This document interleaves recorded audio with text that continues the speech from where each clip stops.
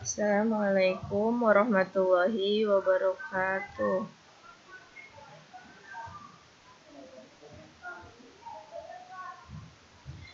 Baik, dalam video permasalahan siswa di bulan September ini saya akan melaporkan terkait permasalahan yaitu fokus belajar siswa saat di kelas. Adapun nama saya Cici Juarsi, bertugas mengajar mata pelajaran kimia di SMA Negeri 1 Sumberjaya. Permasalahan ini khususnya di kelas 10, anak yang masih peralihan dari masa SMP ke SMA. Nah, permasalahan yang dihadapi, disiplin belajar siswa saat belajar itu masih rendah.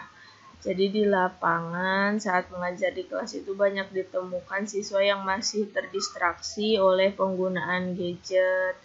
Padahal pembelajaran sekarang sudah tidak online, yaitu sudah offline, begitu langsung tatap muka di kelas. Namun siswa belum bisa fokus belajar, memperhatikan fokus terhadap pembelajaran di kelas karena ada beberapa siswa yang malah sibuk mengecek HP, entah itu main game atau mungkin buka Instagram, WA dan lain sebagainya.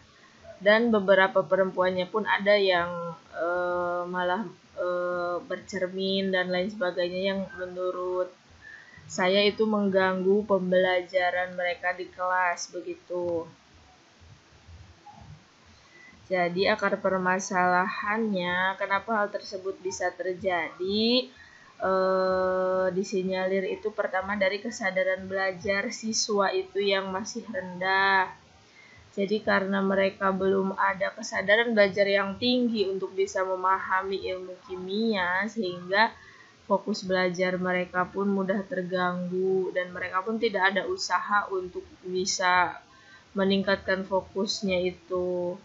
Kemudian karakteristik dari mata pelajaran kimia sendiri yang memang konsepnya itu abstrak, dan juga untuk materi tertentu itu diperlukan kemampuan berhitung matematika dasar yang kadang siswa pun sudah lupa atau bahkan tidak paham konsep matematika dasar seperti bilangan positif negatif, kemudian angka pecahan, bilangan desimal ataupun pangkat bilangan negatif begitu.